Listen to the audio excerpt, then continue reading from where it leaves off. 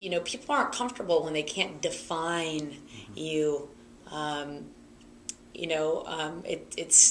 don't know what it does inside of them, but it's across the board. If people couldn't define whether I was a boy or a girl, it made them uncomfortable. But anyway, that was it was extraordinary in so many levels. And does that answer your question? Yeah, it's terrific. And I guess the next one that, and I'll only do this one and another one, and then we'll do Conviction. Okay. But the next one is, of course, $1 Million Baby, which another one. I just will leave it to you.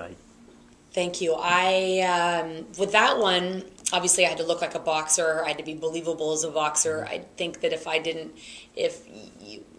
there was anything that was false, it just takes you out of the movie instantly, and you can't go along with the story. And if I was going to be working with such heavyweights as Morgan Freeman and Clint Eastwood, I wanted to make sure that I was holding my end of the bargain. And so I started training a good 3 months before we started filming, thinking that would be enough time, and I wish I would have even had more time. As I started training as a boxer, I was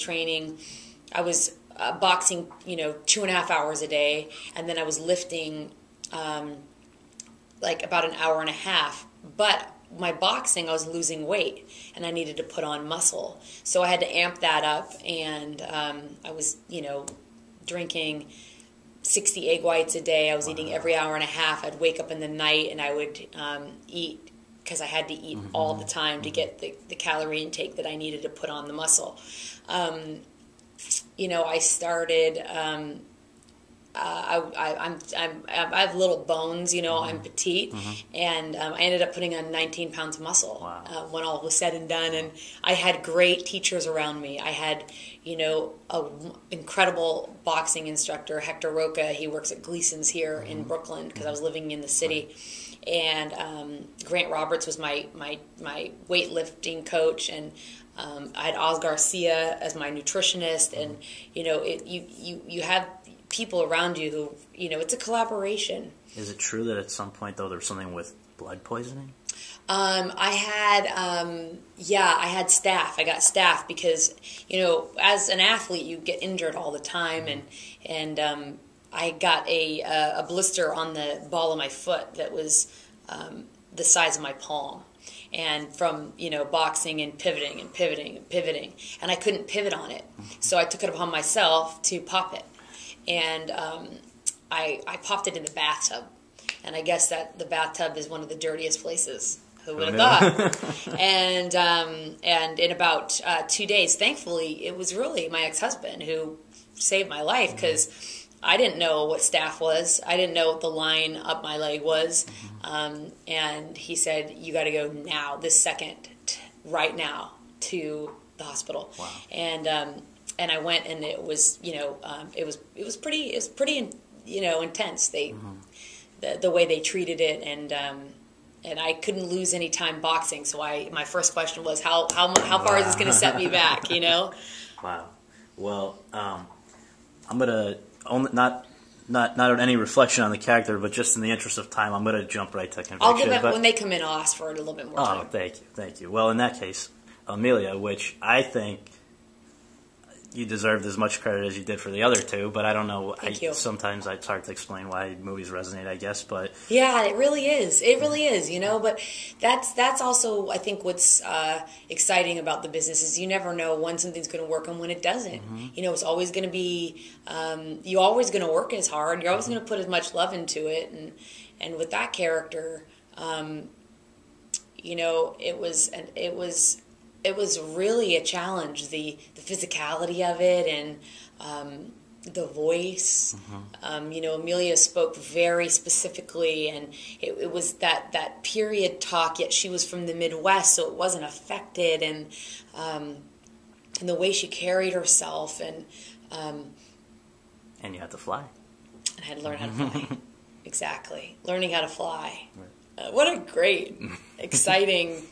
I mean, there's no better job in the world. It's a cool one. I get to step in all these people's shoes.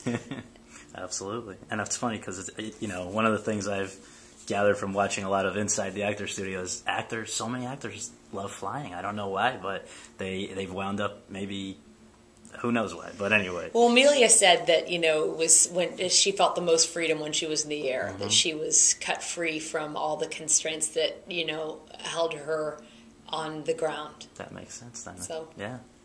All right. Now the meat of the subject here. With Conviction, I actually had a really nice opportunity in Boston to go up and do a moderated Q&A with Betty Ann and with Tony and with Sam, and you were the missing piece, so now I get to ask you. Where was it? This was up in Boston. At the festival? This was the one with the Innocence Project screening. Oh, yeah. And we had like multiple. I was with the honorees. Innocence Project in Los Angeles at that time. And DC, right? You also saw them. Exactly. Yeah. So we were all kind of circumventing the system. The circuit. Your ear should have been ringing because it was very, people really, especially, and that must mean the most to you to have the people who have lived that kind of a life embrace the movie. But where did you, when and how did you come upon that one, and what attracted you to it? Believe it or not, that movie was sent to me when I was training for $1 Million Baby, and I remember taking the subway to Gleason's, and my manager calling me and saying, I got this great script, and we were talking about it on the way there, and I was fascinated by the story and the idea, and I had seen, remember that play Exonerated? About the exonerees who had been in prison for certain amounts of time, and so one of those characters had become my friend, and so I knew intimately, that we had a flawed judicial system, and with this story, the heartbreak that someone was put in prison for, 18 years for a crime they didn't commit.